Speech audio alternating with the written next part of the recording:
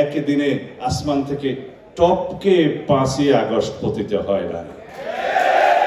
ঐতিহাসিক গণ অভ্যুত্থানকে স্মরণীয় করে রাখার জন্য 5ই আগস্টে আপনি সংসদ নির্বাচনের আহ্বান করতে পারেন। অনেক রকমের অভিজ্ঞতা না থাকলে কিছু কিছু উচ্চাভিলাষ দেশের জন্য ক্ষতিকর হয়ে যেতে পারে। সেজন্য বলছি, আন্দোলন সংগ্রামের প্রতিটি স্তরে মুহূর্তে সারা বাংলাদেশের মানুষকে একত্রীকরণের জন্য এবং রক্তক্ষয়ী ফ্যাসিবাদ বিরোধী সংগ্রামের জন্য আমরা যেভাবে দিন রাত আমাদের নেতা জনাব তারেক রহমানের নেতৃত্বে কাজ করেছি, এখানে সকলেই জানেন, আপনারা জানেন, একদিনে আসমান থেকে টপকে 5ই আগস্ট পতিত হয় না। It's a result of it is a cumulative result of continuous democratic movement and fight. যেখানে বাংলাদেশের প্রত্যেক জনগণকে ফ্যাসিবাদের বিরুদ্ধে একাত্মতা প্রকাশ করতে হয়েছে, সংগ্রাম করতে হয়েছে, আত্মদান করতে হয়েছে, যার ফলে ফ্যাসিবাদের পতন হয়েছে। আমরা জানতাম ফ্যাসিবাদের পতন হবে, কবে হবে, কিভাবে হবে, কত রক্তক্ষয় হবে, সেই হিসাবটা কেবল জানতাম না। ফ্যাসিবাদ বিরোধী জাতীয় ঐক্য যেটা সৃষ্টি হয়েছে, সেই জাতীয় ঐক্যে ফাটল সৃষ্টি হওয়ার মতো কোন কোন পদক্ষেপ আমরা এখন দেখছি যেটা জাতির জন্য কল্যাণ বয়ে আনবে না। সব কিছুর বিনিময়ে বাংলাদেশের সবচাইতে জরুরি হলো ফ্যাসিবাদ বিরোধী জাতীয় ঐক্যকে ধরে রাখা।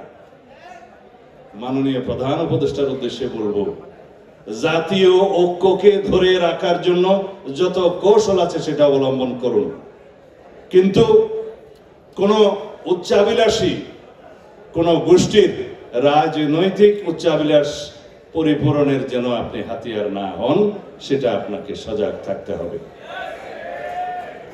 আমরা অবশ্যই নতুন রাজনৈতিক দলের আগমনকে স্বাগত জানাবো, যদি সেটা কিংস পার্টি না হয়। সেই রাজনৈতিক দল যদি সরকারি সাহায্য সহযোগিতা ছাড়া স্বাভাবিকভাবে জন্মগ্রহণ করে, এই দেশের মানুষ সেটা স্বাগতম জানাবে।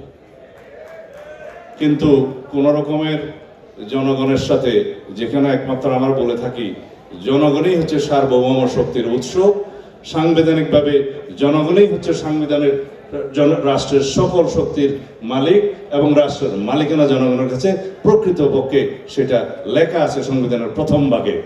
সেই মালিকানাকে যদি স্বীকার করি, সার্বভৌমত্ব হচ্ছে জনগণের। জনগণের সেই সার্বভৌমত্ব প্রতিনিধিত্ব করে তাদের নির্বাচিত প্রতিনিধি, এবং সেই প্রতিনিধিত্বের কথা বলার জায়গা হলো সার্বভৌমত্বের বহিঃপ্রকাশের জন্য সংসদ। সেই সংসদ হচ্ছে একমাত্র জায়গা যেখানে বাংলাদেশকে বিনির্মাণের জন্য সকল রকমের আলোচনা করা যাবে আন্ডার দি সান। অন্তর্বর্তী সরকারের প্রথম ম্যান্ডেট হচ্ছে একটি সংসদ নির্বাচন অনুষ্ঠান করা, সুষ্ঠু, সুন্দর, নিরপেক্ষভাবে। যদি সংস্কার লাগে সংস্কার করতে হন, কিন্তু সংস্কার খেলা যেন আমরা না করি। সেই সংস্কারই আমরা করতে আহ্বান করেছি, যে সংস্কারগুলো সংসদ নির্বাচনের জন্য প্রয়োজন, প্রধানত অগ্রাধিকার সেখানেই দিতে হবে। নির্বাচন কমিশন গঠিত হয়েছে, ভোটার তালিকা প্রণয়নের কাজ চলমান এবং প্রাতিষ্ঠানিক এবং আইনি সংস্কারের জন্য সমস্ত প্রস্তাব প্রদান করা হয়েছে। আসুন আলোচনা করি আমরা কি সমস্ত সংস্কার প্রাতিষ্ঠানিক দরকার নির্বাচন কমিশনের জন্য, কি কি সংস্কার দরকার, আইনি ভাবে সেই সংস্কারগুলো আমরা করি। কাগজি আইনি সংস্কারের জন্য সময় লাগার কথা নয়, শুধু মতৈক্য হতে হবে বৃহত্তর অংশীজনের মধ্যে এবং রাজনৈতিক দলগুলোর মধ্যে। সুতরাং সময় তো বেশি লাগার কথা নয়। আমি সময় নেব না, শুধু একটি আহ্বান জানাবো।